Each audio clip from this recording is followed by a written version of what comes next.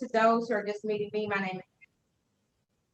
name is Ashley Crockett, and I represent the Arkansas Land and Community Development Corporation, based out of Brinkley, Arkansas. I'll go ahead and shut, well, kind of close this about here, echo out there. In case people walk in, that's fine. But the purpose of this meeting, again, is to educate you all about some of the funds that are available through the USDA, and the ways that we can help our underserved communities. If you didn't know, we work in 42 counties. I'm now recently working in Southwest Arkansas, so I'm excited to do that and to see about things that we can do to bring some type of improvement to your. During this meeting, we're going to open up the floor for questions.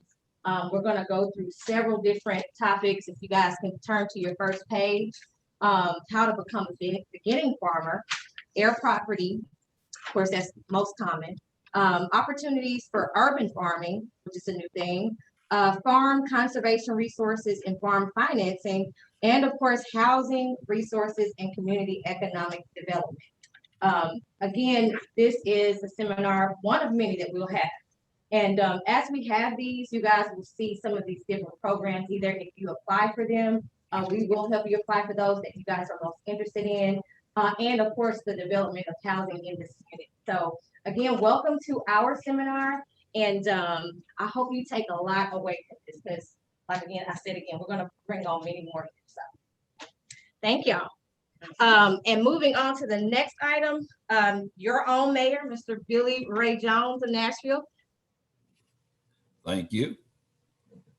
I want to welcome everybody to the Zoom meeting.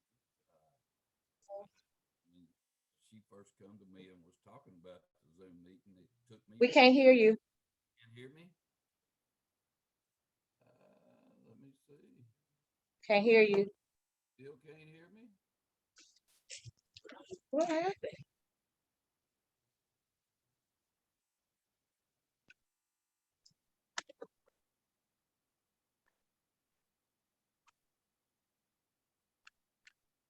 Can you hear me now?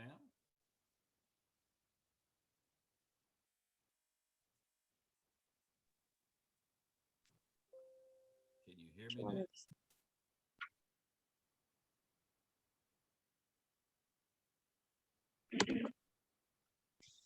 I can hear you. Okay, you're fine. Is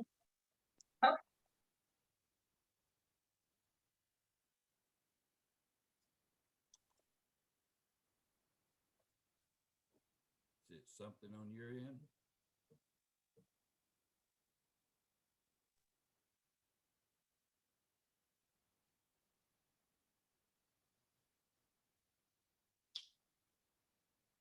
We can hear you a little, but not very well.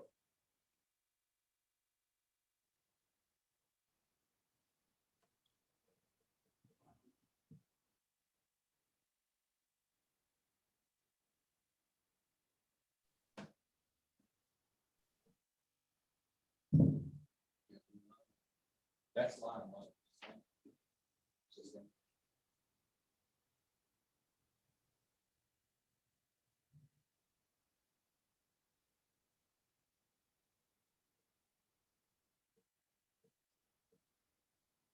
You still can't hear me? Yeah. You can.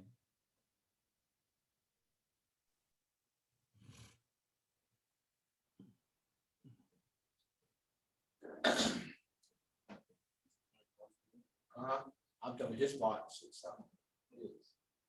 Hearing him earlier. Is your volume up, Mayor? Yes, it is. Oh, yeah, we heard you then. Okay, we heard you then, son.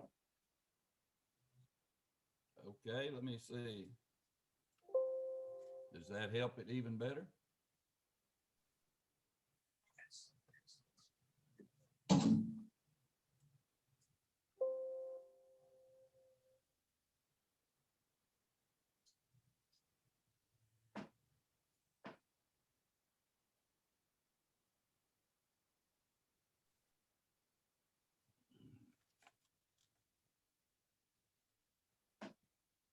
I don't don't know. Can you hear me now? There you go. There you go. There you go. There you go. You good now? Okay. All right, so you want me to go ahead and start? Yes, sir. All right. Just want to thank everybody for coming to the Zoom meeting. When she first come to me, talking to me about this, it brought me back a lot of old memories going back in the 80s, because I was one of the first recipients around here that ever received a beginner's farmer's loan here. So, I'm 61 years old this week, so it took me back a long way. So it kind of, is something that really stuck with me back then.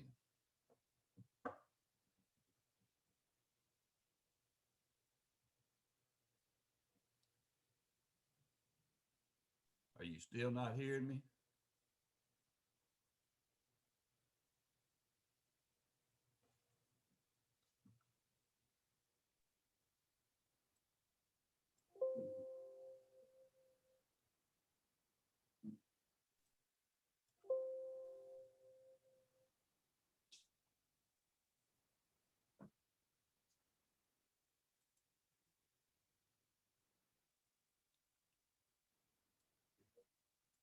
Hmm.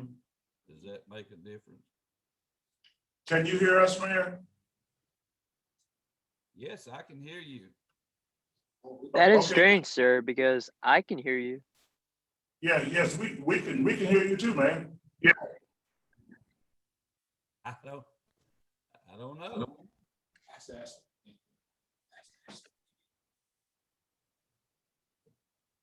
Can you hear me now? Yes, sir. So do you want me to go ahead and talk? Yes, sir. Okay. I want to welcome everybody to this Zoom meeting. When she first come to me asking me about this meeting and about speaking here, I was all for it. Brought me back 40 years ago. I was one of the first recipients here in my area that received a beginner's farmer's loan. It was like 1980. So when she was talking to me about this, I was very encouraged to participate.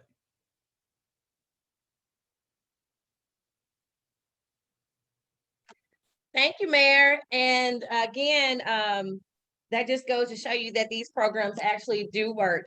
So moving forward to our next item, we're going to have the meeting agenda and overview, and just not an overview.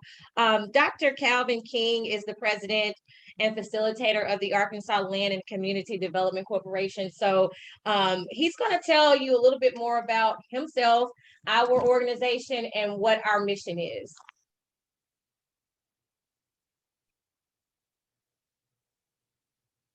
Both to the mayor as well as to all of those who are present at the meeting in person and those who are participating virtually. As Mr. Crockett said, I'm the president of Arkansas Land and Community Development Corporation. Our program service delivery aspect of it was founded back in 1980, and the mayor gave reference to 1980 and him being a recipient of the beginning farmers loan. I thought that was impressive, because that's what this organization, when the organization program services began with Arkansas Land and Farm Development Corporation. We are located here in Fargo, Arkansas, on a site that was founded back in 1919 by Floyd Brown. Floyd Brown as the Fargo Agricultural Training School. But the program agenda today is consistent with somewhat what Floyd Brown's agenda was too, along with founding a school back in 1919. But a part of his agenda also with the school was outreach to the community and working with farmers in the local area as related to both resources, how to access those resources, and the benefits of those resources. Our agenda definitely brings that forward today, as Ms. Crockett gave some overview of the various resource agencies that will be participating. And I'm not going to try to recap, that in any form or fashion, but just to say, I'm hopeful that all of those who are participating will benefit from this particular meeting. And I know and understand that for the past roughly 17 months, some 17 going on 18 months now. The whole venue itself for getting things done and accessing information has changed tremendously. We have had to do things differently, such as the way that we are presenting today and how we're going to the field in order to get the message out and to work with our partners such as USDA, NRCS, Natural Resource Conservation Services, Farm Service Agency, as well as rural development. So we're having to do some things a little different. And I know it has been challenging for some of our grassroots constituents that we've worked with over the years, particularly back in the area of where you are in Southwest Arkansas, Nashville area, down in Ashdown and the other areas through there. But I think we're, again, we've met the challenge. And we're going to continue to do that and move forward. And again, expressing my sincere appreciation for all those who come and supported in the partnership manner, the mayor, along with the local citizens, and particularly the resource agencies that will be participating on the agenda today.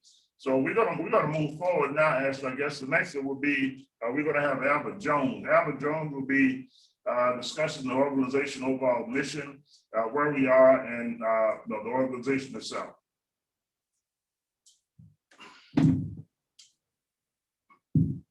Thank you, Dr. King. Can everyone hear me okay?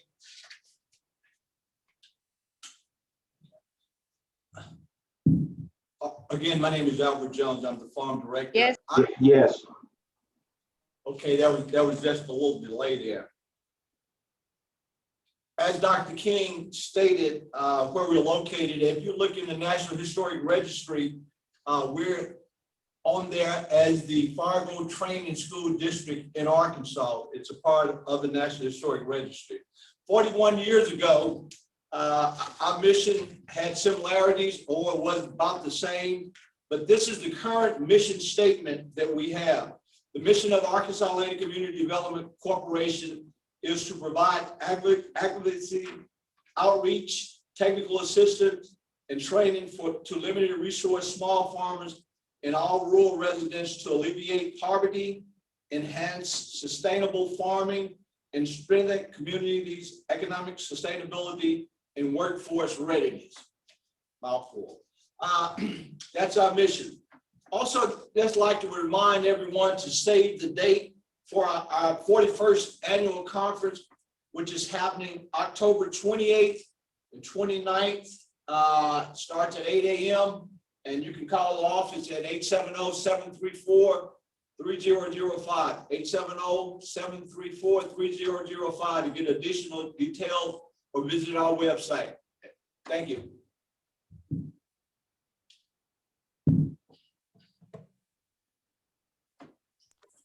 All right, next on the. Okay, and next item Go ahead. go ahead, Dr. King, you got it. Well, next item we have is work. Go ahead, Dr. King, I'm sorry. So the next we have on the agenda is USDA Natural Resource Conservation Services. Are you all with us? Yes, go ahead. Yes, sir, Dr. King. This is Che Gordon. I'm the district conservationist here at Nashville. Okay, Mr. Gordon, we're going to turn it over to you at this point on the agenda. Okay, thank you. Ashley, would I be able to do a PowerPoint with a screen share? Yes, sir, you should be able to. If Mike, our tech, media tech could go ahead and get that arranged. I'm sure you can go ahead and begin your slide. We can test it out and see if we can see it on the screen. Okay.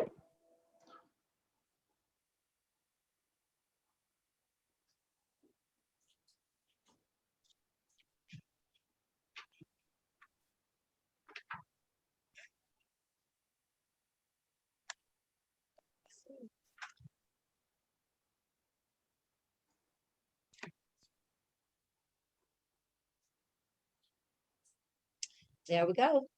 We got it.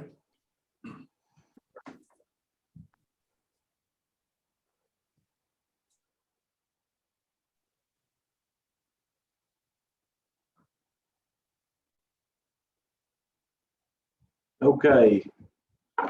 Can everyone hear me and see the slides? Yes, sir. Yes, I can. Okay, thank you, Mayor Jones, Dr. King, Ashley, and others. My name is Che Gordon. I'm the District Conservationist for NRCS. That is the Natural Resources Conservation Service here in Nashville. And this office services Howard and Pike counties. I'm going to be going through an overview of our conservation programs today and some background information and some basic eligibility information. Just to kind of get you started, NRCS is an acronym for the Natural Resources Conservation Service. And we support farmers, ranchers, and foresters, offering technical assistance and also financial assistance through farm bill programs. And what we look to do is to put practices on the landscape out there to improve operations, reduce cost of production, conserve our natural resources. And all of this is done at the local level. We work through our local conservation districts. We have coverage in each county within the state. As I said, Nashville covers Howard and Pike.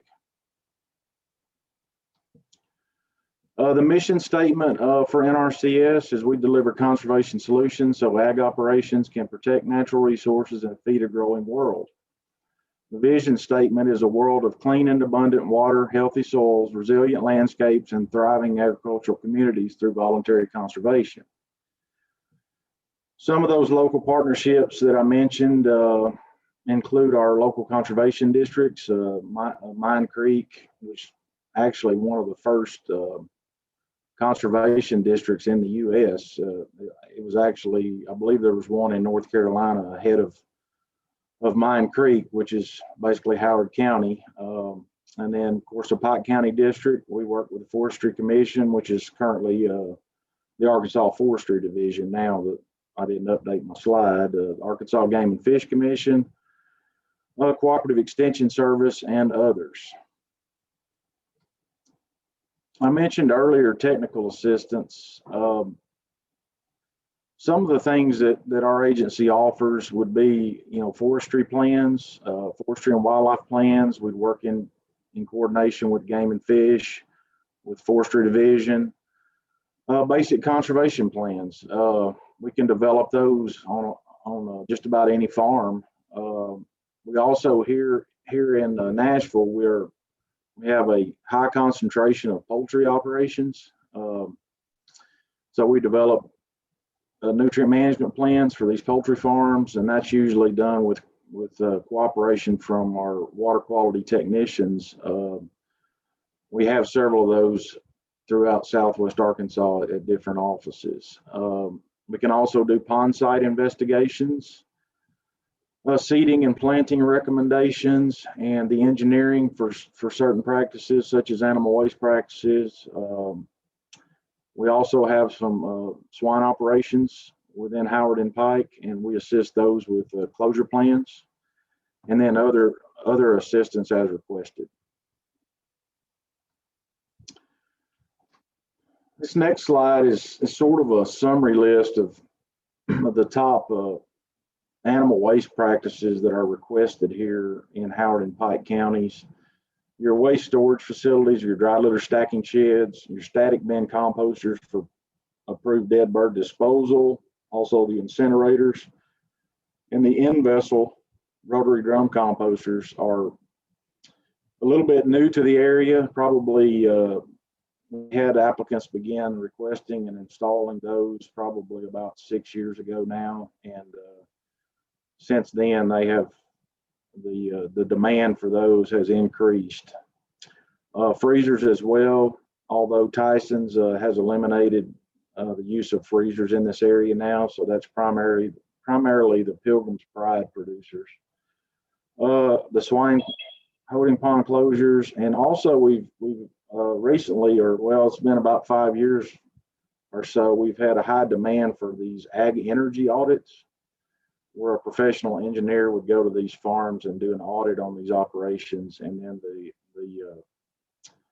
the farmers, the applicants can sign up for practices to upgrade their energy facilities in their poultry houses.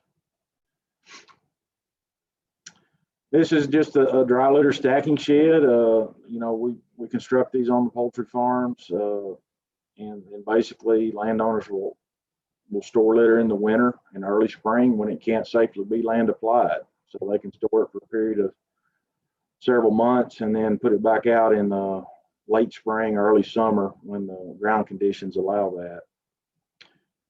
This is just a static bin composter. It's an approved method in Arkansas for disposal of dead poultry. An incinerator, the same purpose there. It's an improved method in Arkansas. And this is what I was discussing. This is a kind of a new type of composter called an end vessel or rotary drum. The birds are placed in one end of the unit and it slowly rotates, and compost inside of the drum, and that compost is discharged out the other end as a finished compost that can be stored in a stacking shed or land applied at a later time. Freezers also are one of the options that poultry producers have in this area. This is an example of what I was referring to earlier is the energy audits, where a landowner would sign up, poultry producer would sign up, and if approved through one of our programs, they could be compensated to have an energy audit developed on their farm by a professional engineer that is certified to do that. What that entails is the engineer would come to the farm when the farm is depopulated between flocks and examine all the facilities, get some of the energy, about a year's worth of records on utility bills, gas usage, electric usage, and more or less do a cost benefit analysis of which practices would be worth it in terms of upgrading. And I'll get into some of that a little bit later on here. May not be able to read this, but this is a summary of the recommendations. It includes lighting, going to LED bulbs, a sealant, which is basically an insulation at the footer and header inside the poultry houses, radiant heaters, in other words, going from inefficient convection style heat to radiant heat is more energy efficient, and then attic insulation. Here's an example of LED bulbs. You can see them on the sides, putting off a different type of light there. Those are basically they're looking at replacing 75 watts down to about a 6.5 watt or sometimes a 10 watt bulb. So you can tell they're using a lot less electricity. There's a really quick turnaround on these. About a year, they pay for themselves in these poultry houses. That's a typical bulb that happens to be a 10 watt. It's got a 5-year warranty. These are the types of bulbs that they're replacing the old incandescent bulbs with. This is just an example of insulation where the entire sidewalls were foamed throughout the length of the houses to tighten everything up, make it more energy efficient. This is attic insulation. That shows a newly installed radiant heater and also a stir fan, a paddle style stir fan. All of these would be included in those energy audits that I discussed. A different type of stir fan there, also LED bulbs down the sides and radiant heat down, tube heat down the center. Moving on now to our cattle operations, we typically have requests for water development on the cattle operations. Certain pastures may lack adequate water, and that can be accomplished with water pipelines, tanks, and heavy use areas. It might be accomplished with a pond in certain situations where the area was remote, the field was remote, didn't have power or rural water nearby. Pasture plantings would be another practice. Of course, fence, that's very popular throughout the state for grazing management. And then prescribed grazing, which would be rotating your livestock in in order to promote a healthier forage base, grazing management. Just a typical barbed wire cross fence. They're splitting the pasture in half for grazing management. Livestock water pipeline going in to supply water to fields. There's a typical tank with a float valve and a heavy use area around it. Another style of tank, those types of tanks, Mary Jones may be familiar with. Those are manufactured here in Nashville at CCP Concrete Products. So there's a lot of folks that use these type of water tanks in this area. And of course, there's what we call a tire tank, where an old skidder tire or industrial tire could be used. Pour concrete in the bottom and create a water source for cattle.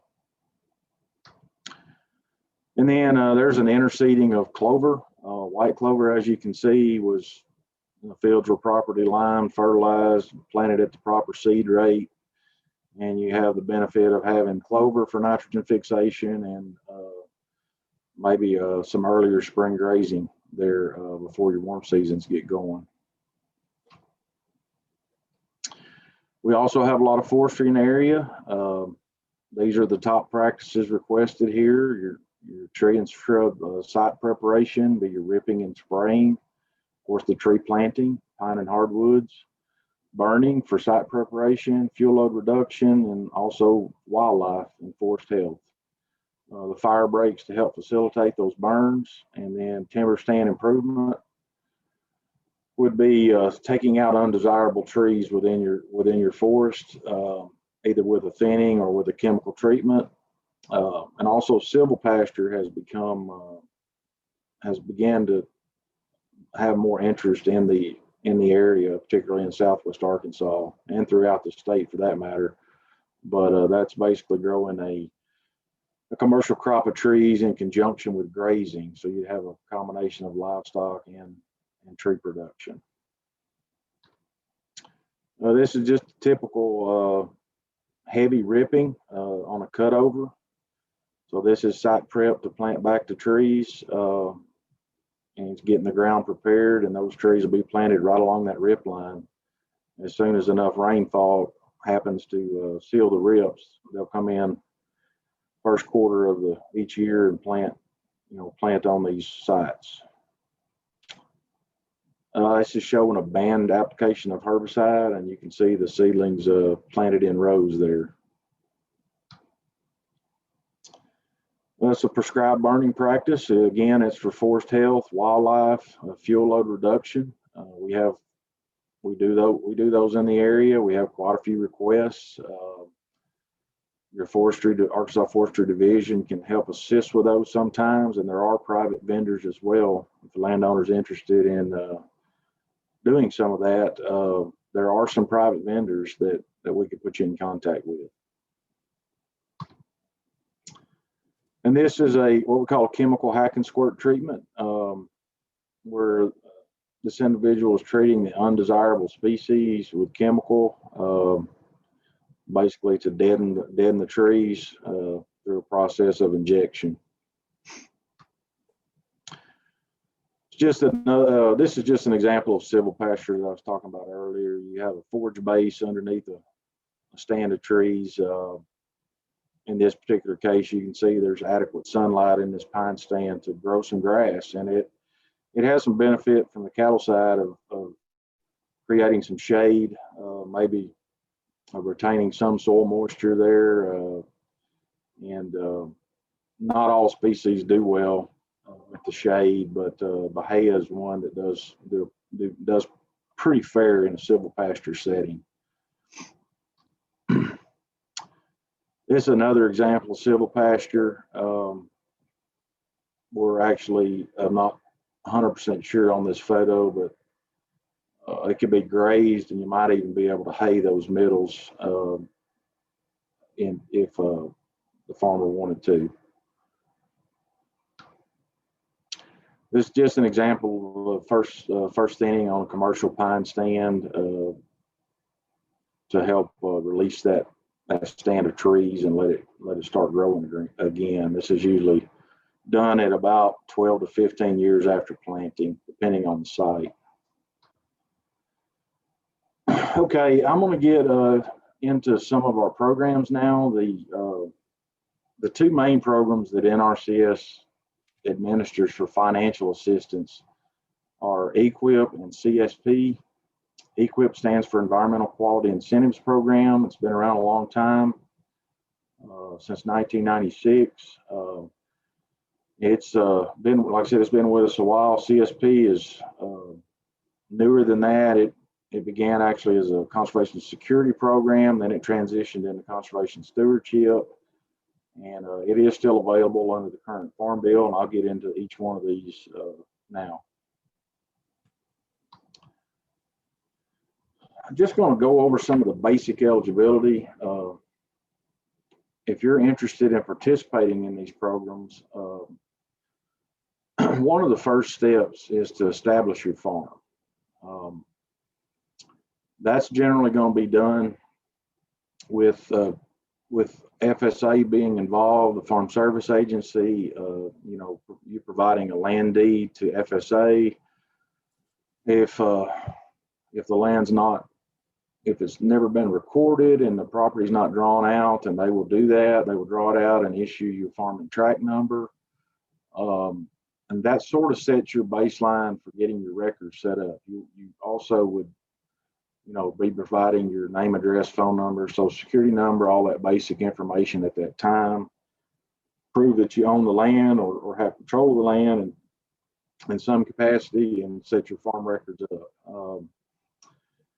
Along with that, we do require, both agencies require, some basic forms be completed. The adjusted gross income form is an annual requirement for all programs across the USDA. The 1026 is your wetlands and highly erodible land.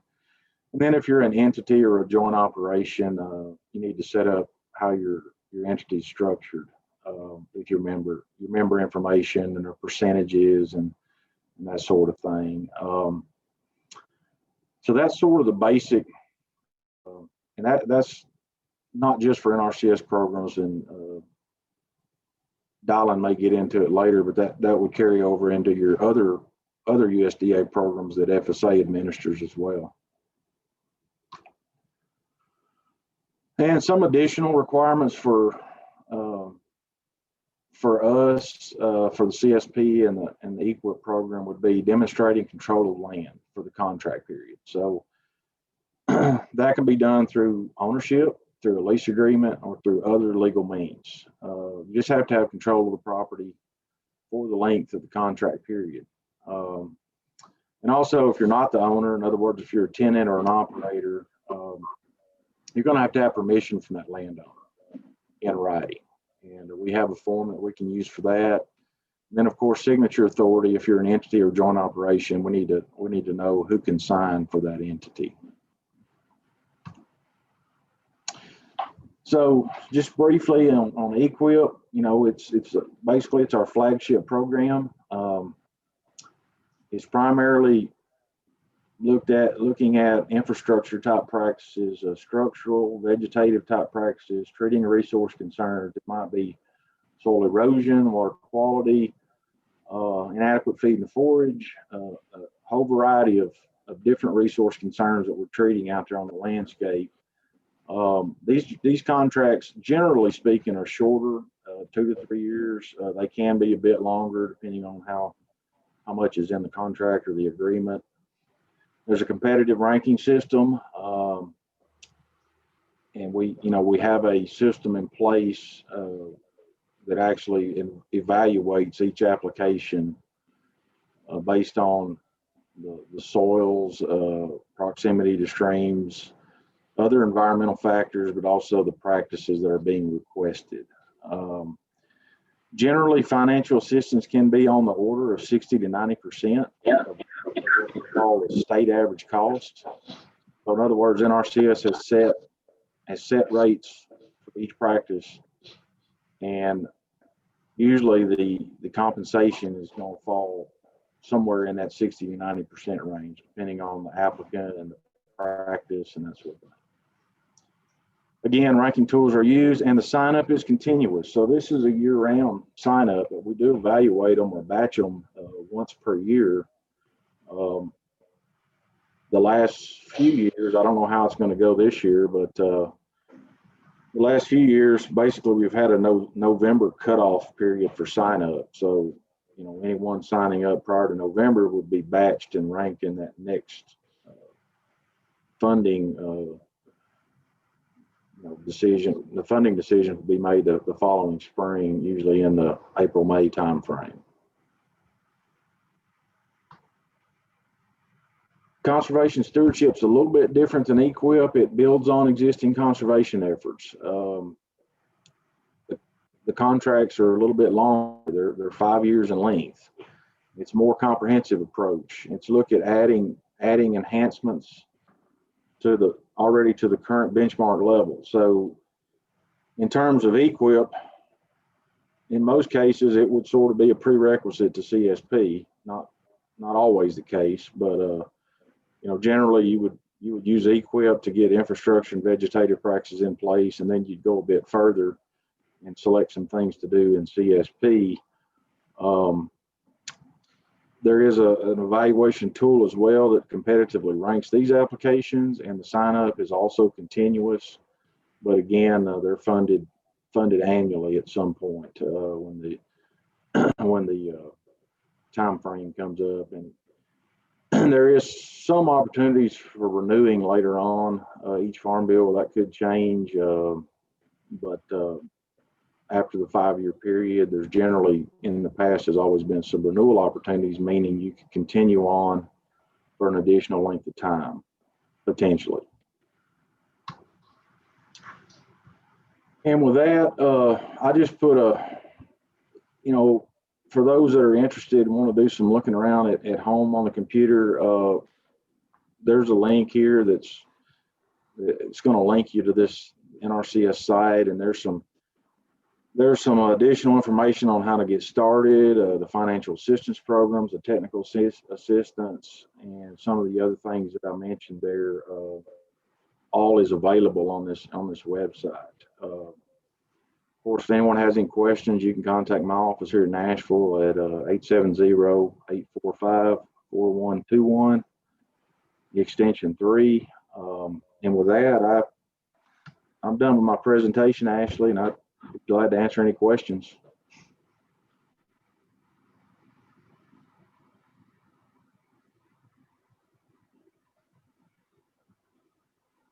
The Conservation Stewardship Program as well as the EQIP program, and those activities that connect both NRCS back with the Forestry Services.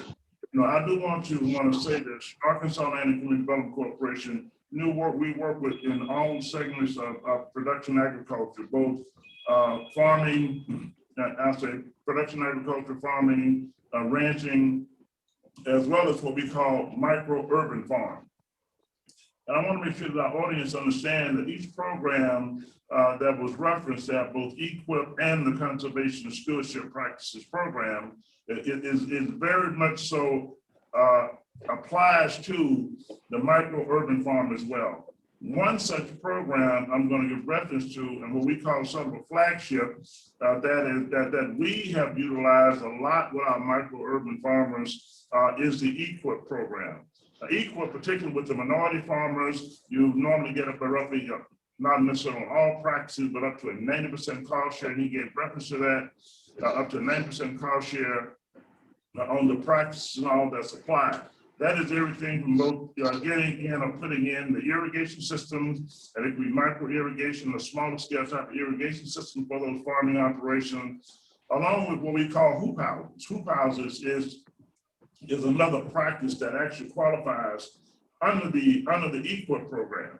Again, and it's not being a large, you don't have to be a ranching operation. We have some of our farmers are ranchers and cattle and livestock operators. We have those that are production crop that may be doing anything from, particularly with CSP, from 2,000, 3,000 acres, 500 acres of land that's dealing with conservation stewardship practices. But we have our micro-urban farm, and the micro-urban farm is really a very fast-moving pace of a population of producers that's coming into existence. And some of those that have been in existence as producers, but not as farmers. And when I say they've been in existence as producers, but not as farmers, we have clients that we have worked with and that we continue to work with that was producing what some may have called truck patches, or their large gardens. And they have now converted what was their large garden of their truck patches, and where they're now a farm. He gave reference to Farm Service Agency. Farm Service Agency is where you have to go and get your farm number. Now, while they were truck patch producers, they were large gardeners, they did not have a farm number. So they have since then qualified as a farmer because they went to Farm Service Agency and they got a farm number. And then once they receive their farm number, and there's particular certain things, the requirements we have showing proof and evidence of ownership of the property, control of particular land that you're getting the farm number for, the same thing would apply and qualify into those programs if you're dealing with EQIP, particularly dealing with the EQIP program. And of course, conservation stewardship will be equal the same based on the contract and the practice that you apply based on the compliance period. But particularly, again, micro-urban farm, I do want to emphasize that qualifies under the EQIP program and micro farm under the conservation stewardship practice as well. We do have producers that are utilized in both programs, CSP as well as the EQIP program. If there are any questions from those who are present in the audience or those who are online virtually, then we will open it up at this point for questions that you may have.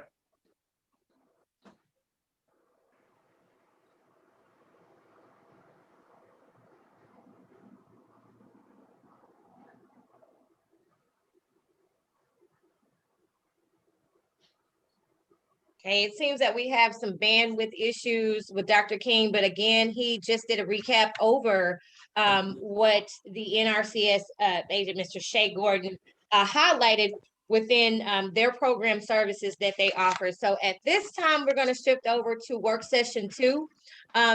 Do we have a USDA Farm Service agent on?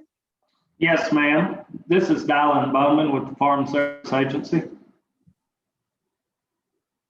All right, Mr. Bowen, you may take the floor at this time. Thank you. All right. My name is Dylan Bowman. I work for the Farm Service Agency. I'm the County Executive Director for Little River, Howard, and Pike counties, and we have an office in Ashdown and one in Nashville. The one in Ashdown services only Little River, and the one in Nashville will do Howard and Pike. I've got a slideshow here. I'm going to attempt to share my screen.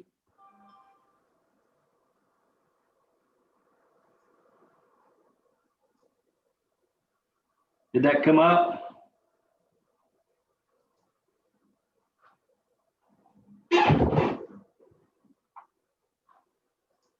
I don't see it as of yet, Mr. Bowen. It Okay. may be that Mike may have to, there we go. I think we There have, we go. there we go. My first time using Zoom. Okay, the Farm Service Agency, serving America's agricultural community for more than 80 years. The Farm Service Agency is part of the U.S. Department of Agriculture and provides programs and loans to help farmers, ranchers, and agricultural partner organizations provide food, fuel, and fiber to millions of people worldwide. What does Farm Service Agency do? FSA strives to support the economic stability and of rural America. To do that, the agency provides farmers and ranchers with financial, capital, risk management assistance, and recovery support in times of economic distress and disasters. Did you know by the year 2050, the world's population will number 9.7 billion? That means we will need to double our food production to feed a growing population. We'll do this by new practices. Farming and ranching are different today than they were even a few decades ago, thanks to a major development in science and farming and ranching technology. We're committed to leveraging advancements in technology to meet the growing needs of America's agricultural community. We have more geospatial intelligence now that takes layers of agricultural data such as imagery, farm records, weather, disasters, crops, and such, and makes actionable decision information available for various consumers, from USDA leaders to field offices to producers themselves. USDA is also working with sustainable indoor growing systems. In addition to growing food, greenhouses have the potential to become a major social magnet for communities by bringing people together for planting and harvesting activities. Today's focus will be on new and beginning farmers and ranchers, going over farm programs and also the farm loan programs available. And then we'll cover FSA updates and informational resources. Beginning farmers and ranchers. USDA can help and offers additional assistance to beginning farmers and ranchers. USDA considers anyone who has operated a farm or ranch for less than 10 years to be a beginning farmer or rancher. USDA can help you get started or grow your operation through a variety of programs and services. How to work with FSA. Your first step should be to contact your USDA Service Center and make an appointment. Also consider what is your vision for your land and farm and what are the challenges you're facing. We also offer assistance in various other languages and can have translation offered for free. Obtaining a farm number. If you have not worked with the USDA before, you must register your farm with the FSA to be eligible for farm programs. You must also have a farm number to apply for programs that Che mentioned within RCS, including the CSP program and Environmental Quality Incentive Program. There is no minimum acreage to register as a farm. If you're new to USDA and we do not have you in our computer system, you will need to bring the following documents or items with you: your Social Security number or tax ID number, entity organizational documents, survey, plat or deed to show ownership, leases for leased land if available, information of affiliated owners and operators. If you're new to USDA, it may be helpful to know what you will need for your first visit. This will allow for a more effective visit to the office, limit multiple visits, and improve your experience. This information will allow for your information to be established in the business partner software and farm records, and may even identify other programs that may help your operation. During your visit, you may need to update the following forms for farm records. The CCC 941, report your average adjusted gross income for programs where income restrictions apply. What that is you cannot make over $900,000 adjusted gross income annually for a 3-year average. The AD 1026 ensures a conservation plan is in place before lands with highly erodible soils are farmed, identifies wetland areas and protects them, and conservation compliance provisions are met. CCC 901 identifies members of a farm or ranch that is a legal entity. FSA has beginning farmer and rancher coordinators that can also assist in helping you understand the USDA process and find the right assistance for your operation. We have coordinators across the country. Whether you're currently farming or would like information on getting started, you can contact Derek Johnson at Derek j.johnson@usda.gov. The Farm Service Agency is home to one of the country's largest aerial film libraries. It houses more than 60,000 rolls of film and over 1 million images. The AFPO, as it's called, has imagery dating back to 1938 and covers most of the United States and its territory.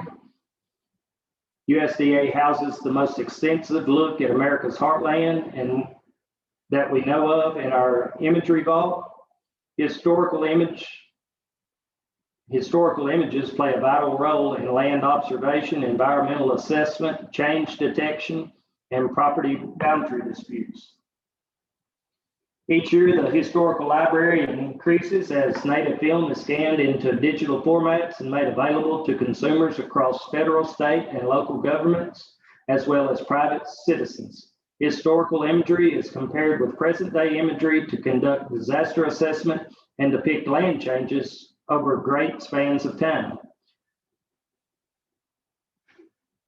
Current imagery as well as historical images are used across the federal government to assist in activities such as census, transportation, or security concerns. The FSA is made up of 2 primary program portfolios, which provide a comprehensive safety net for America's farmers and ranchers. These are split into farm programs and also farm loans. Farm programs consist of safety net programs, conservation reserve program, aerial photography field office, and the market facilitation program.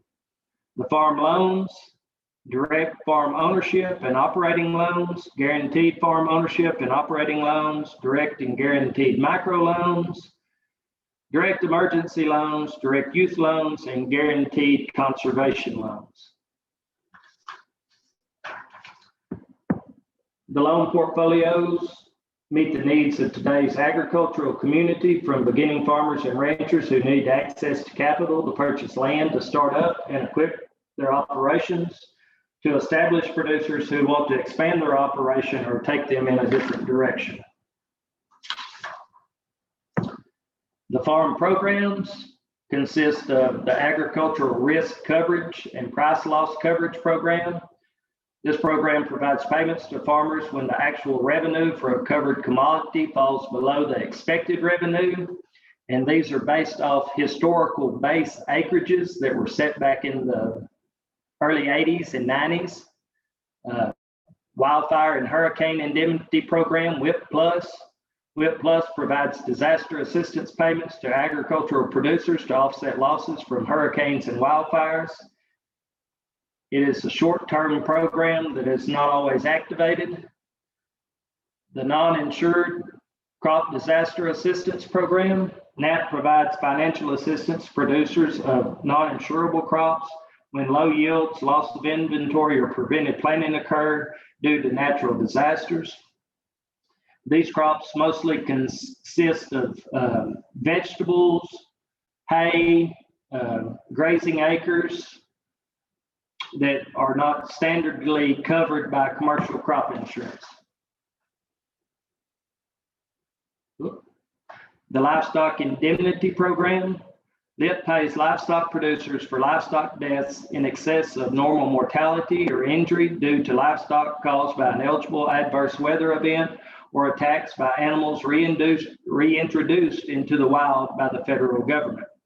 We've recently been implementing this program due to the winter storm that occurred back in February. The Emergency Assistance for Livestock, Honeybees, and Farm-Raised Fish.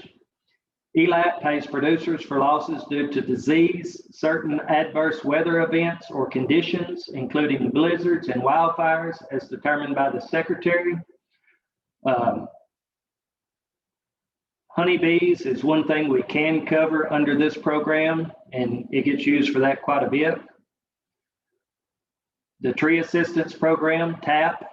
TAP provides financial assistance to eligible orchardists and nursery tree growers. to replace or rehabilitate eligible trees, bushes, and vines lost to natural disasters, including hurricanes and wildfires. The Margin Protection Program, MFP Dairy, is a voluntary risk management program for dairy producers. It offers protection when the difference between the all milk price and the average feed cost, the margin, falls below a certain dollar amount selected by the producer. Down in our area, we do not have that many dairies left. The farm loan programs. I actually don't work in the farm loan program since I'm on the farm program side, but I'm going to try to cover it the best I can today. If you need further information, I can get you in contact with somebody for that. Direct operating loans used to purchase items such as livestock and feed, seed, farm equipment, fuel, insurance, pay for farm living expenses, make minor improvements or repairs to buildings and fencing, and pay for general farm operating expenses. The limit on that is $400,000 with a 7-year term. Microloans can be used by any farmer and rancher. They're especially designated to meet the needs of small and beginning farmers, non-traditional farmers, specialty crops, and niche type operations by easing some of the requirements and offering less paperwork. There's a $50,000 loan limit and a maximum 25-year term for purchasing a farm, constructing buildings, or making other capital improvements, undertaking soil and water conservation and operational expenses. Direct farm ownership loans can be used to purchase or expand a farm or ranch, construct new or improve existing farm or ranch buildings, and pay for soil and water conservation and protection. There's a $600,000 loan limit with a maximum payout of 40 years. The guaranteed loans. Commercial lenders extend credit to family farm operators and owners who do not qualify for standard commercial loans. Farmers receive credit at reasonable terms to finance their current operations or expand their business. Financial institutions receive additional loan business and servicing fees, as well as other benefits from the program, such as protection from loss up to 95%. So a lot of times this is used when the bank may not want to give you a loan, but with our backing, they're able to. Youth loans can be used by young people ages 10 to 20 years old who participate in 4-H clubs, FFA, or a similar organization to finance educational, income-producing, agricultural-related projects. There's a $5,000 loan limit with a maximum 7-year term. Minority and women farmers and ranchers. FSA supports the full participation of minority and women family farmers in loan programs by targeting a portion of its direct and guaranteed farm ownership and operating loans for minority and women farmers to buy and operate a farm or ranch. Beginning farmers and ranchers, these loans provide credit opportunities to eligible family farm and ranch operators and owners who have been in business less than 10 years. Both the beginning farmer and minority loans will be the same as the standard loan, but usually there's a different pot of money and more resources in those two. Emergency loans help farmers and ranchers recover from production and physical losses due to drought, flooding, or other natural disasters or quarantine. 100% actual or physical losses with a $500,000 maximum program indebtedness. FSA updates. The FSA has currently started administering the pandemic assistance for timber harvesters and haulers, the PATH program. USDA is providing up to $200 million for relief to timber harvesting and timber hauling businesses that have experienced these losses due to COVID-19. PATH is part of the USDA's Pandemic Assistance for Producers Initiative and is administered by the FSA in partnership with the U.S. Forest Service.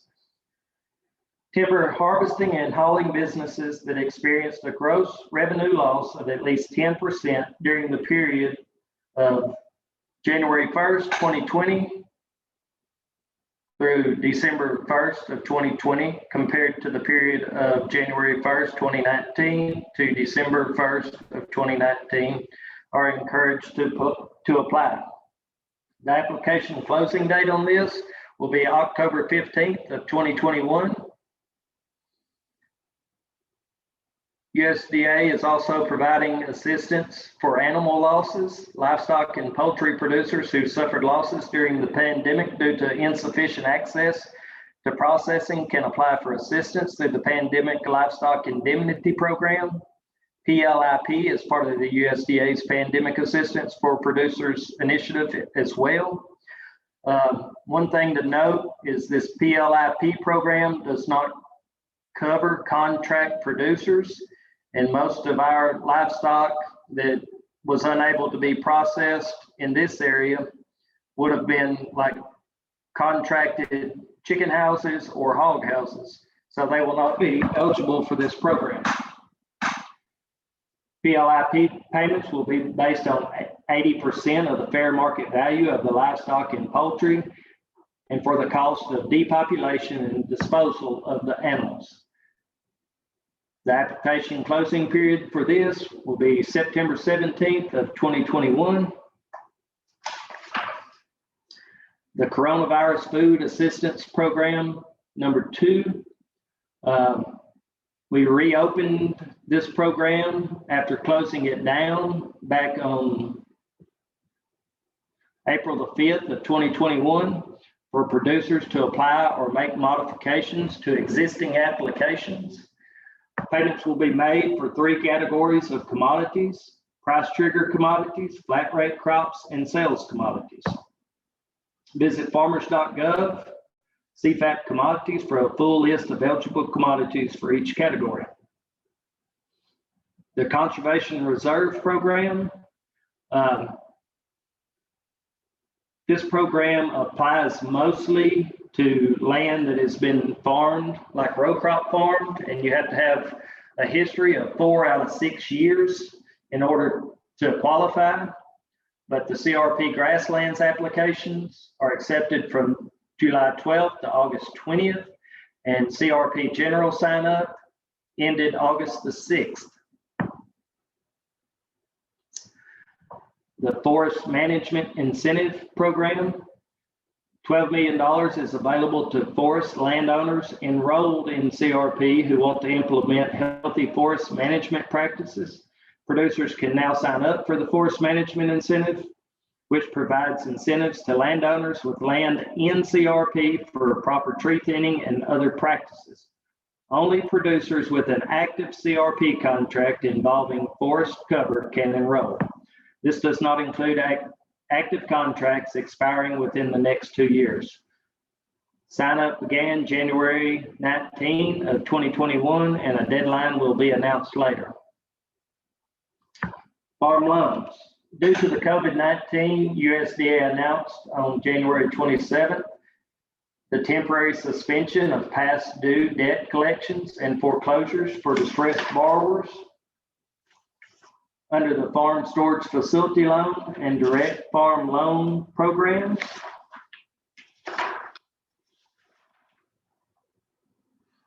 Also, deadlines have been extended for producers to respond to loan servicing actions, including loan deferral consideration for financially distressed and delinquent borrowers.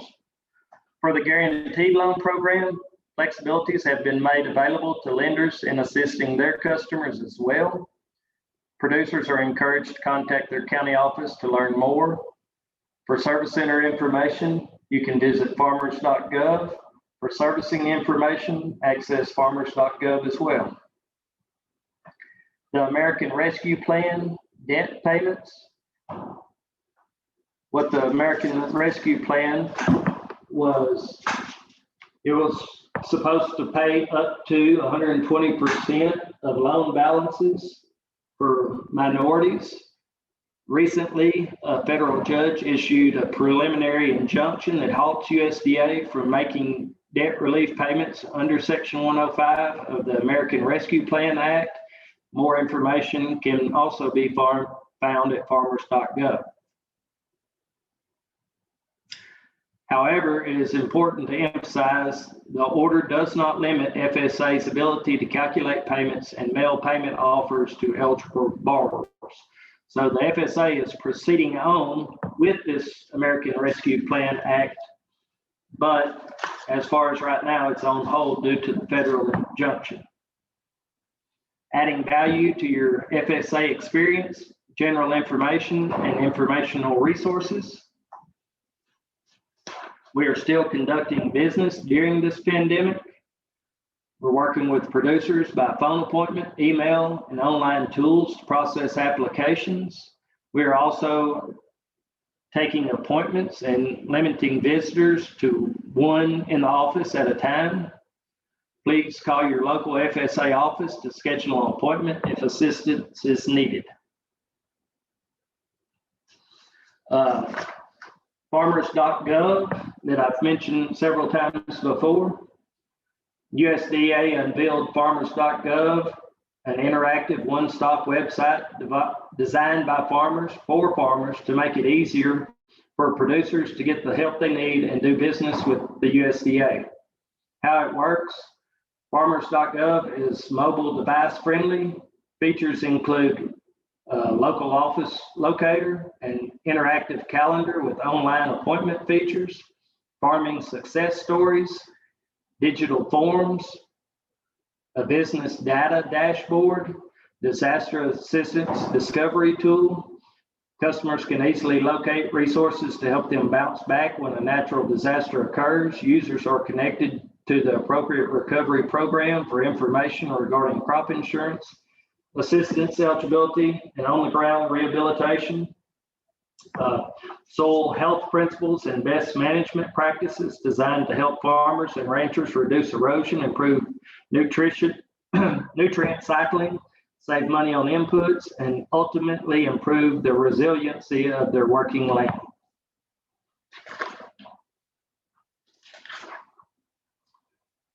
The county committee elections, every eligible producer should participate. Our offices are county committee based within the Farm Service Agency.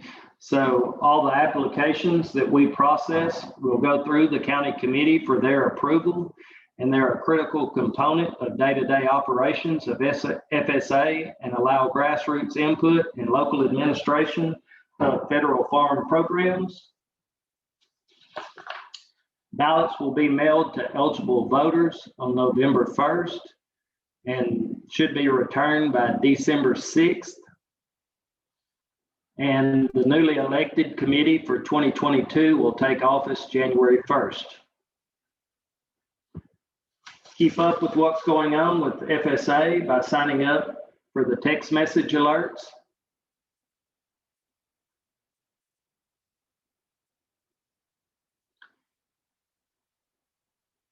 The information on how to sign up is here on this slide.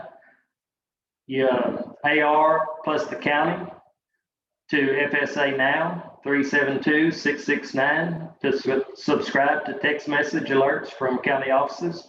For instance, if you wanted Howard County, you would text AR Howard to FSA Now. You shouldn't expect to receive no more than 2 text messages per month on average, and can unsubscribe at any time. FSA Farm Plus is another self-service tool FSA offers. You can log in and customers can view their own stored FSA data such as CLU data, related farm data, and other customer information.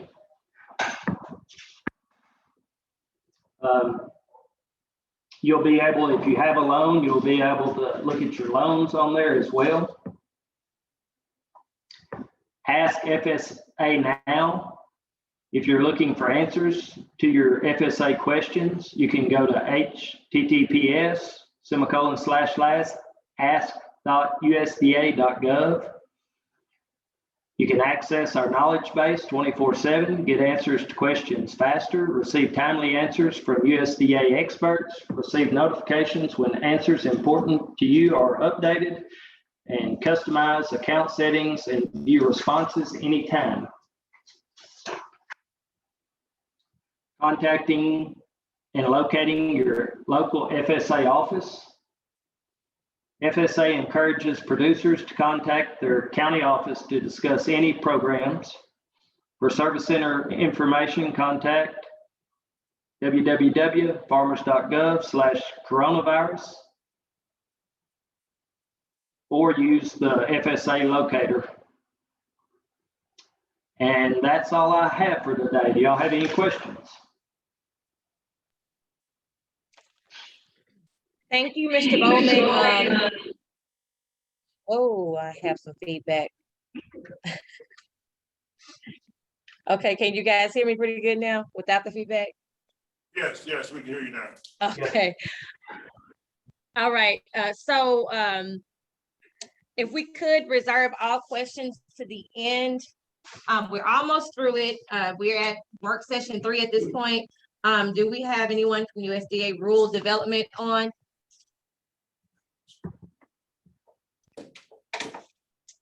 If not, our own president, Dr. King, will address rural business, housing, rural community development, community facilities, water, sewage, energy, and e-technology. And in addition to that, he's going to be touching bases on, I know you guys wanted to know about rural development and air property issues. So without further ado, Dr. King. Can you hear me, Ashley? Yes, sir. Okay, I'm trying to get to a mic here now.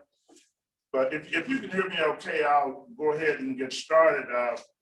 As far as USDA rural development itself is concerned, that there's an old adjective that is stated sometimes that relates to rural development. And it is that you can build an entire community with USDA rural development.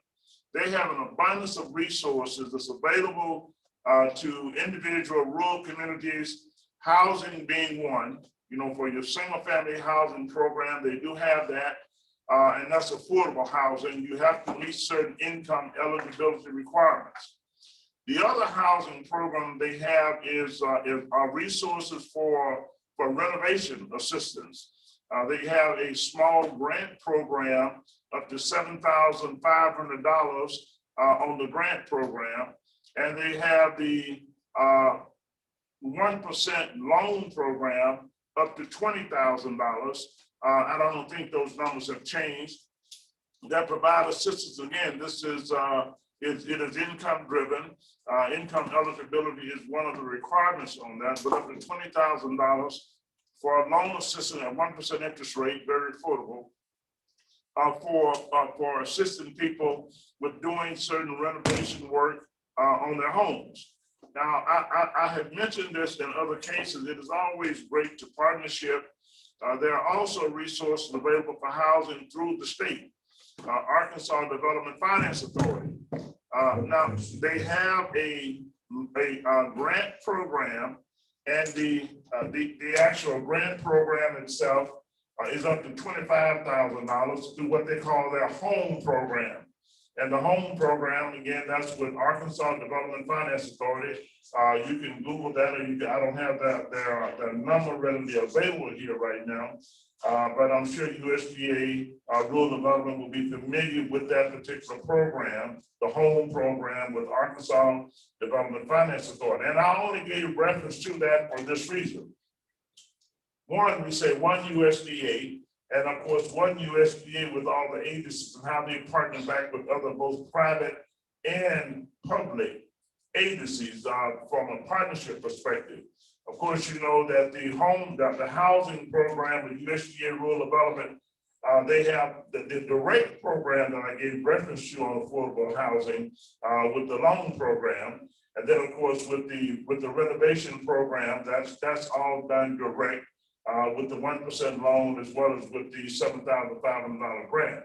But the regular loan program, they also do a loan guarantee. Again, they partner, that goes back where they partner back with what you call preferred lenders, and that's the bank, that the bank can make the loan, and USDA rule of development provides up to a 90% guarantee on that particular loan. Now, I'm saying 90%, maybe more than that, but they participate, those participating banks are partnered with USDA, and they do the guarantee program. That same thing applies also back, as FSA talked about, their loan programs for lending reform, both the direct and then the guarantee program partnering back with the banking system, or any preferred lender, a preferred lender that qualifies and works in partnership with USDA. In addition to the resources for housing, rural development have what they call community facilities grant program. That community facilities grant program eligibility it can be nonprofit community-based organizations. It could be a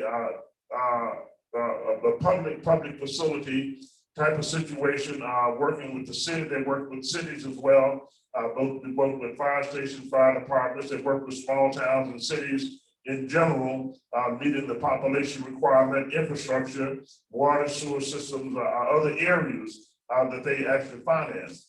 They also have a program, and I may not have the correct pronunciation for that, but it has to do with energy. I think they call it the REAP program. But it's a program that if you're going to actually upgrade, make your facilities more energy efficient, and particularly farming operations as well, that they can assist with some of the payments of provide some subsidy payments in order for you to deal with more energy efficient type of properties, facilities as a whole. Now, I want to mention this also, particularly those who may be in the business of working with affordable housing in your local area. And I just finished participating in this program with energy. And rural development may be participating with energy as well, but it's also it's not a renovation program, but it is a program that energy works with private sector and back with nonprofit and other our private sector business. Doesn't matter if you're dealing with affordable housing and it's single family rental housing, affordable housing, then they also provide, assist you with an energy efficient program. And that's something you don't have to pay for. Air conditioning system tune-up. They also do the weatherization and deal with ceiling windows and door area. They do the updated thermostat, or smart thermostat, they call it for the facilities, and insulation, on those homes. Again, these are for affordable homes, or those who deal with single family affordable homes. Another area, outside of the housing and community facilities and infrastructure for small towns, USDA Rural Development also has what's called being the business and industry loan program. That's if you're a small business or a large business. They can provide loan financing for businesses, business expansion and new business startup with that business and industry loan program. They also do that loan in partnership with the banking system of the guarantee loan as well. That's the BNI program. They have one, and I know that they used to call it the Rural Business Enterprise Grant Program. There's a little different name for it now, and I don't have it before me at this point, but it's equivalent. It is a grant program. Normally, though, that program is implemented in partnership, can be implemented in partnership with the small town or with the city, and where the city makes the application for the grant to work with a business, and it may be a new business startup, and where the facilities or the property is going to be acquired and equipped with certain arrangements and approved agreements between the city and the business startup or the expansion of the existing business. and how those particular dollars are being spent, and how they would recapture those dollars or how they not recapture them, depending upon, again, that process, technical assistance provided on how they really implement those programs with USDA rural development through the cooperative grant agreement program. Those are just some of them. Again, the housing, one of the areas we wanted to talk about, they have cooperative grant programs, cooperative both grants for implementation, as well as cooperative loan programs and planning dollars for establishing cooperatives and legal cooperatives. It be maybe a nonprofit, not necessarily a nonprofit type of cooperative development. Those resources also come through USDA rural development. So again, it's a massive resource. It has all type of resources that's available in a very diverse manner that what I say call, it encourages, it invests in rural community prosperity building. And again, rural community prosperity building is really what a lot of their programs do, has done, and continues to do in our local communities. That's pretty much so all that I have. And of course, I don't have any slides, and I'm not with USDA Rural Development. Arkansas Land Community Development Corporation, we try to work across the board and been familiar with basically all USDA program services that's available, be it within RCS, Farm Service Agency. And I must say, Farm Aid Service Agency, you guys know they had an outstanding job in your presentation. It was very diverse, all the way down the line. I do want to go back to one area, and I know you gave reference to the loan program, but I want to go back to the micro-urban farm. Farm Service Agency, those who are both virtual and those who are in person. Farm Service Agency offers what they call a microloan program. The microloan program is up to $50,000.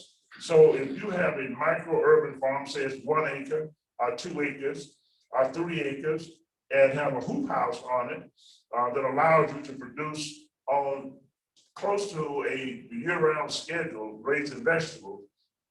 If you have that and you want to, one, get established as a farming operation, as a certified as a farm, certifying it as a farm, making sure you're registered, certified as a farm, then you will qualify to apply for that micro loan program to cover your operating expenses and certain capital investment expenses that may be needed, maybe small scale equipment for such size operations, small scale size operations.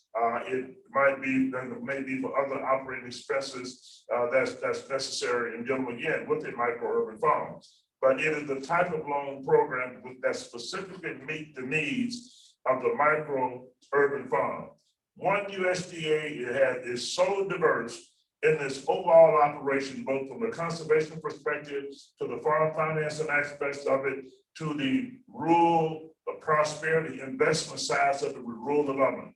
A lot of diversity in it. The reason they call it one USDA, they offer all of these services in a very diverse manner to all of our rural communities to build that type of economic sustainability within our rural area. What we have to do now is to work to access those resources and contact those local offices. If you're not in contact with local offices, just give us a call. 870-734-3005. Evan Jones, you heard him earlier, our farm program director. We have Michael Tucker, who's also our farm advisor. And also we have Miss Ashley Crockett. Those of you who heard from her today, she's also our consultant farm advisor and a community organizer for Southeast and Southwest, for Central and Southwest Arkansas. So again, thank everyone for your participation. I really enjoyed this. Mrs. Crockett, if there's nothing else, I'm going to turn it back over to you. Yes, sir. Yes, sir. One thing that we did not touch bases on, and I know that is a very, very big issue, especially in the Black community, but it's not limited to any other race because we all have air property issues. How many people out there came today to learn a little bit more about that and try to get some answers on that. Okay, so for that reason, Dr. King, if you could quickly touch bases on air property, and then Sure. from that, we're going to take questions. Also for those people that are tuned in virtually, if you could open that box up and put your question in there. I and myself and Mike will look on there, get those questions down, and we'll get them answered for you the best that we can, okay? So without further ado, Dr. King, if you could cover air property. Yes, I apologize. And again, I'm gonna shift back over to USDA Farm Service Agency. That was a recent announcement by the State Director of Farm Service Agency, and that news release which talked about it will be a loan program where individuals may be interested in getting more of a clear child ownership in their air property, where there's a situation where heirs have an interest in selling their interest out, and they may live in New York, California, wherever, and you're in the local area, and their preference is just say to get their interest out of that particular estate, and let you be the holder of it. It may be more than one, maybe 2 or 3 others who want to be the controlling owners of that property and maintain that cultural heritage in the family. Well, they have announced that they will be implementing a loan program in partnership with what they call CDFIs. And CDFIs is what they call Community Development Finance Institutions. And we do have them in Arkansas. One is called Forge as a CDFI. The other one is Southern Bancorp is a CDFI that's based in Little Rock in Eastern Arkansas, Northeast Arkansas area as well. But we do have CDFIs in Arkansas. I'm hopeful that, and I'm scheduled to be on a Zoom meeting with them next week. But I'm hopeful that our Arkansas CDFIs will be participating, and that those resources can be accessed directly and locally here in the state of Arkansas. The other thing about air property, we have not, Arkansas was fortunate enough to have a new law. It's not new now for Arkansas, but it does not exist in some states, and I think Texas just recently got it passed there, called the Unified Air Property Act. And basically what that means is this: if you're experiencing a situation where all the family members may not be quite getting along together, there's one who's particularly saying that they're going to file, or they filed in the courts to get their interest out of their property, here's what will happen, or should happen. One, if they go to the courts, then the court is going to give an order, then a court order, that particular heir offer that interest back to the other heirs that do not want to sell their interest at the appraised value. Now, they will make a determination of what the appraised value is of that property, and then they will, I think normally the ones that we work with, we see where a letter is then sent to the other heirs from their lawyers saying this is what the appraised value is, and this is what they're requesting on a per acre basis of what they're requesting based on their interest in the property. Now, based on that being a court order, what they have to do, once that has been done, those heirs who do not want to sell would have to accept that particular offer or request for that appraised value. If you accept it, and that based on that court order, we're hopeful, and we'll know more about this process, that such a court order would allow you to then go to a CDFI and all heirs and establish it. And you can establish this with an affidavit, an Arkansas state affidavit on heirship. All those individuals who are the legal heirs, everyone signed, have that document signed by a related individual or an attorney, and have it notarized as a legal document, all the remaining heirs, and then the court order for those individuals who want to sell theirs and what they're requesting And we're hopeful that this will be a practice and process that we can work with those who have air property and back with USDA Farm Service Agency and the CDFIs with the loan program to get some of the title ownership cleared up and hopefully structure some of that air property then back into LLCs with a limited liability title ownership of the corporation, and then corporation demonstrating within the context of both bylaws and the articles of incorporation what the instant ownership is of each one of the heirs are in those corporations, are putting them into a trust. So those are some of the things that what we're doing on air property. But if there are any questions or any concerns, a follow-up information that you need in reference to that, we have a publication that we have on air property and ownership, what you should know. If you would call the office, we would be more than happy to provide you with that publication. And also you can call your contact, Ms. Ashley Crockett. She'll give you her number, her work cell number as well. Call her, we'll do an intake on it, and we'll get back with you to work you through whatever the issue, the process is you may, that we may need to take to deal with it. Again, that's just a quick summary that's on air property. We do have the publication, educational information, what you should know. And air property is an issue. It is an issue. It is an issue, and it's something that has to be roughly, it has to be addressed. It has to be addressed. Over 30%, roughly 30% of Black land loss in the United States was by way of air property. Understand this. 1910, African Americans owned some 15 million acres of land. Now, we're down now to roughly some 4 million acres.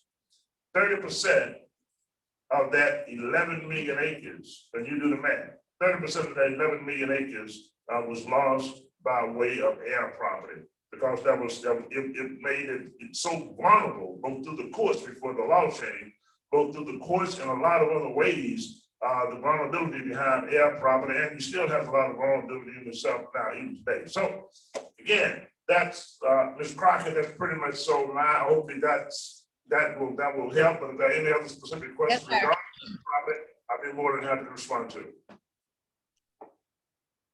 Okay.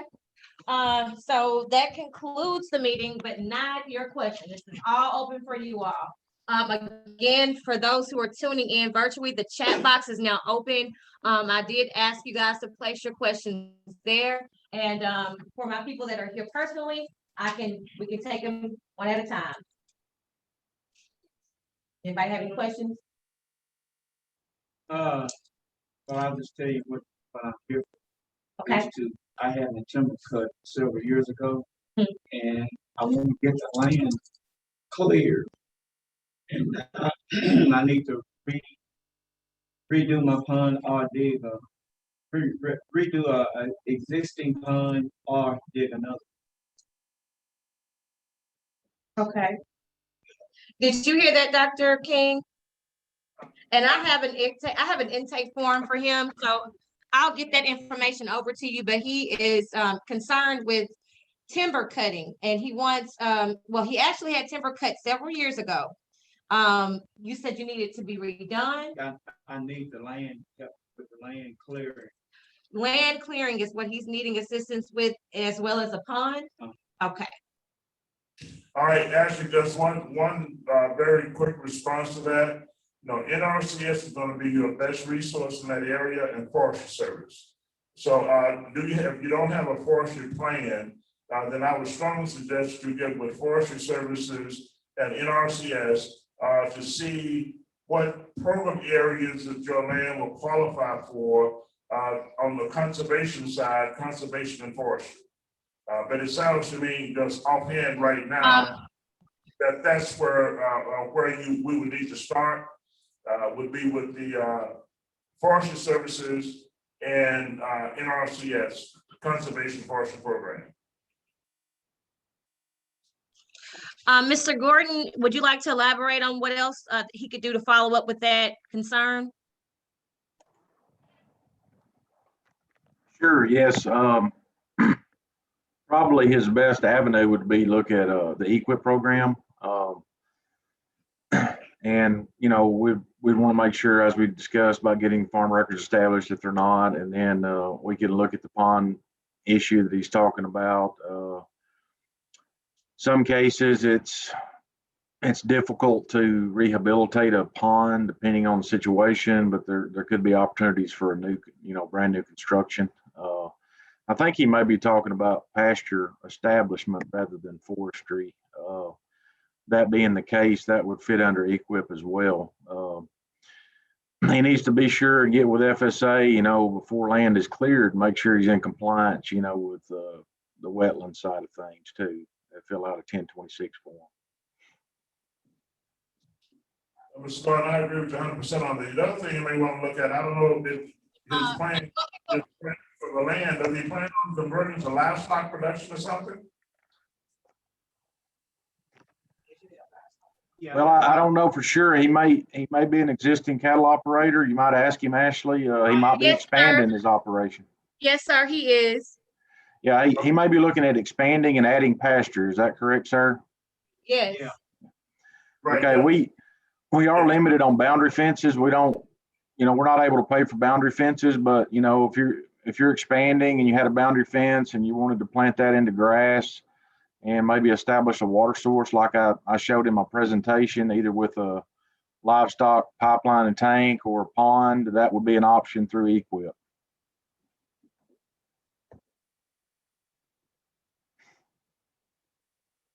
I'm They sorry. have programs that in the spring and in the fall that he can qualify for, because I have gone through the same thing and then call them and just conflicts with them when they get there. Okay, did you hear that? I did not hear it. So what they're saying is, can you ask again? I'm sorry. I know They it's- have grants and funding for that. They have grants for them, but when we want to apply for them, they said if it's fall, they say you have to apply for it or wait until spring, and then spring comes, then it's fall, and then what they're saying is they've been kind of getting the runaround. Once they apply for it, they're being told that it's not available to until a different season. For example, they'll say if they apply, they'll say if it's in the fall, they'll say it's available in the spring, vice Yes. versa. yes. So what can we do to remedy that? Okay, what? Well, They have funding. we take. You want me to take that, Dr. King, or? Yes, go ahead, Mr. Gordon. As I mentioned, we take applications on a daily basis. They are batched and the funding is once a year, but it's continuous year-round sign up on the programs. So we'll be glad to, I don't know which county you're in. We'll be glad to try to assist you with that. Well, I had them come down. She said she had them to come And down, when he got there, and I asked. and when the what- representative got there, They told me to wait. I can't apply until spring. don't they have told her to funding wait until and spring. apply in the spring. Uh-huh. Ma'am, So let's just say, for instance, Which office? Nashville. Okay, I don't remember. It wasn't me. I'm not sure who met with you. You know? well, I mean, what can she do? You guys, I hear that you guys said that you're available, now taking appointments. Is there a way if she can go ahead, maybe Monday, say, she wants to address this again? Can she do so on Monday? Ashley, Yep. Okay, Ashley, her name is Miss Thelma Williams. Uh-huh. Okay. and, Okay, Ms. do we Cross, have did that answer your question? Yes, sir. if you would do an intake on that also, we'll do a follow-up both back with the county office and back with the client. Yes, sir. I've done an intake on everyone so far, so All for right. sure. Do we have any other questions? Uh-huh. I have one about small communities, about grants, whatever, for solar energy panels and things like that. I know y'all talking about that small panel to help with their expenses of Okay, question was, as far as energy is concerned and grants, are there any available for solar paneling? You know, rural development is not on now, but I mentioned the energy program. USDA Rural Development, they do have a program that they can work with you on solar panels, anything that's dealing with energy efficiency as it relates to, and I'm assuming you're talking about housing, or you're talking about something out on the farming operation? Or more on your own property? Or for a small community or rural area? Okay, USDA Rural Development, they do have, and I think, again, I don't want to get the name wrong, but they do have a program on energy efficiency. And I think that with that FSA also mentioned some things they do with farm, they get some audits is what FSA does. But rural development has and it's a grant program, part of a partial grant program, it's not all grant programs. So I would suggest that you call USDA Rural Development. Get an intake action on that, and we'll do a follow-up back with the state office with rural development, get the specifics and on that county in your area, and what type of solar panel that you're talking about, if it's on facility, on building, community facilities, on the house, or on the farming operation, whichever. Okay. And we also, I know a lot of concern is, especially in this community, was the new development. And for those issues, if you guys can write them on the back of there, if you guys have any ideas as to some development you guys are wanting, and the grants that are associated with that, put those on the back of those forms as well. We have any more questions? I have one, Mr. Glover Gibson out there, or Grover, I'm sorry about that. Mr. Grover Gibson wants a copy of air property documents, and I'll get that over to you. Thank you for providing us with your email address. If you can also put in your phone number as well so that we can follow up, we would appreciate that too. Mr. Gibson. Thank you very much.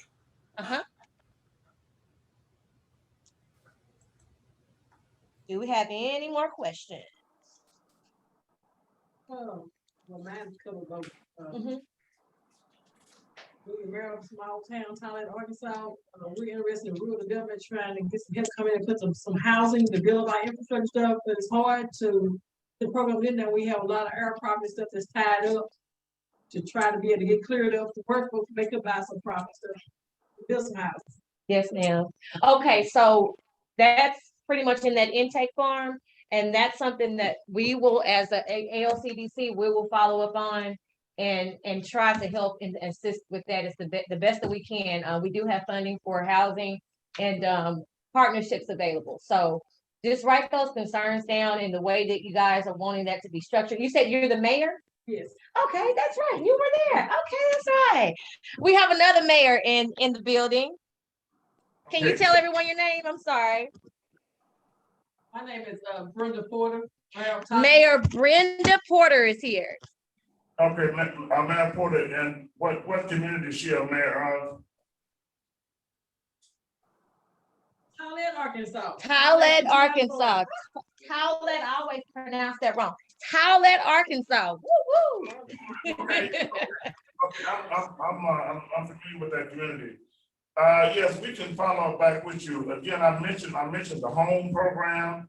We'll check the status of that. That's back through the Arkansas Development Finance Authority. At one time, they were doing the housing program, the home housing program, where they would do both renovation and rebuild through the cities. In essence, the city could make the application as individuals will sign up for housing based on affordable housing needs in the area. And we would send a consultant in to work with the city to develop the necessary application and paperwork submitted to the state. And when it's approved, then the process will begin, to work with each individual in those local areas, be it for renovation or for new construction. But I'd like to get back with you, Mayor, on that, and Ms. Crockett will do an intake on that in reference to housing, and we'll see where we can go from there. I'll come in directly back down to Tollette and see, I'll follow up Zoom meeting with you. Right. Yes. And if it means anything, it's 99% African. He says that the numbers, of course, there are 99% African Americans, so minority, what he's saying from that point of view is any kind of minority grant should cover that. Are you guys asking for a new facility to be built or community to be built or renovations? Probably some of both. Some of both. Okay. Just wanted to Okay. kind of, okay. Okay, if that's on, what's the gentleman's name that normally work with us on that rule development? Steve Moses. Yeah, that's a gentleman named Steve Mosby. He's the district person liaison that works with local office and back with the Washington office. But we'll do a follow-up with Mr. Steve Mosby and Ms. Crockett. What we need to do is to set up a Zoom meeting with the mayor, Steve Mosby, and work through the details on that. It might be that we need to work with the city to Yes, sir. to work with the city to create a prosperity community for the city, and let Steve Mosby work with it from there. Yes, sir. We have to do the same thing. Similar situation with Arkansas City as well. So yes, sir. That's something that we will definitely work on and follow up with. Does some of this apply to maybe possible annexation? Okay. Anything for possible annexations? Well, anything regarding annexation, that's normally dealt with the local government. So if the government itself is interested in dealing with annexing certain properties into an existing city, that normally comes down to the type of public meetings that are required with all those residents, those property owners that will be annexed into a city limit type of situation on annexation. If you're talking about extending the actual city limits or area boundaries of a particular municipality. And of course, again, and we don't work through deal with that, but they do have the I can't think of the name of it, but well, they have two things, resources. They have the plan development districts, that's one. I don't know which plan development district that you all will fall under, but the plan development district would be one resource. The other would be the municipal league. The municipal league would be the other that I would consult with in reference to annexation and what may be the necessary type of ordinances that would have to be passed on the part of the city. And if you have a city attorney, I would definitely consult with the city attorney on annexation and what that process would require. A little bit out of our league, but we do understand what you're talking about. And the residents again for the area. Particularly now, if you have a situation where you have people that want to be annexed in, and if you have an area where the city, and it's just one example, where the city itself that wants to do the annexation is already providing certain infrastructure services, such as water system management and sewer system, things of that nature, then of course, that would be some added justification for an annexation.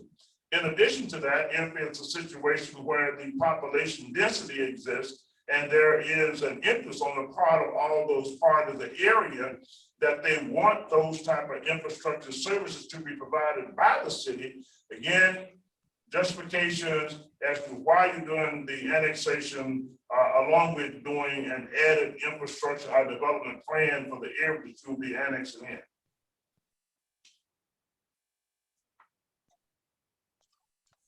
Any other questions?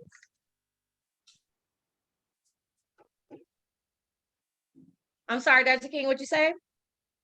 No, I just said, I hope that Am I muted? answers this question. I hope that answers this Oh, question. okay.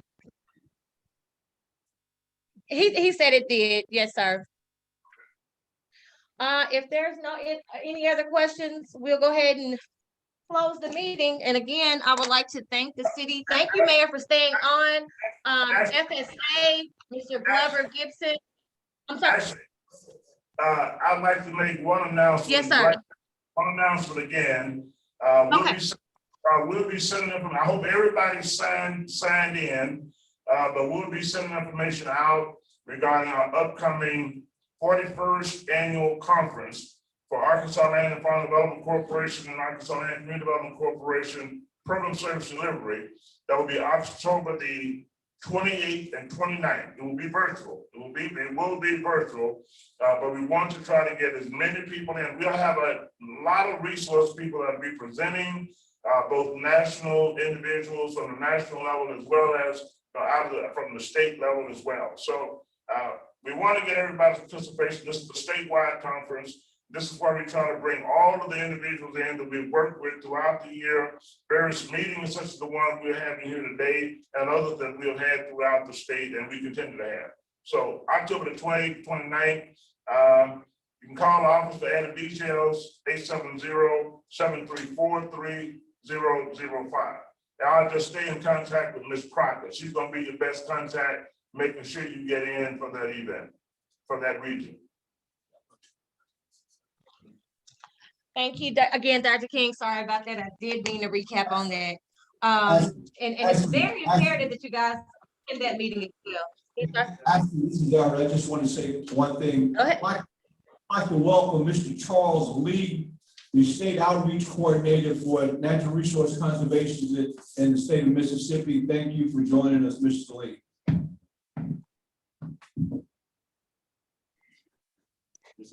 Yeah. Okay. All right. Well, thank you again, everyone who's participated today. I want to thank you, first of all, for taking time out on your Friday to join us. Again, I hope this meeting did serve to give you guys some information, educate you a little bit more. Thank you to FSA out there. Again, Mr. Dylan Bowman and also Mr. Shay Gordon, who is your NRCS representative. So thank you guys again, your DC, I meant to say your district conservationist. So again, thank you guys for attending. Be sure you get me those intake forms. We will be following up with you guys and we will be, like I said, I'm excited to see the growth that we're gonna do here. So if you guys can help us, we're gonna help you. Thank you again for attending. And we'll let you guys know when our next local meeting is. But again, our national meeting will be coming up in October, the 45th one. I mean, the 41st one, the 41st. The 41st meeting. So anyway, thank you guys again. And that concludes our meeting. Thank you again, Mayor Jones.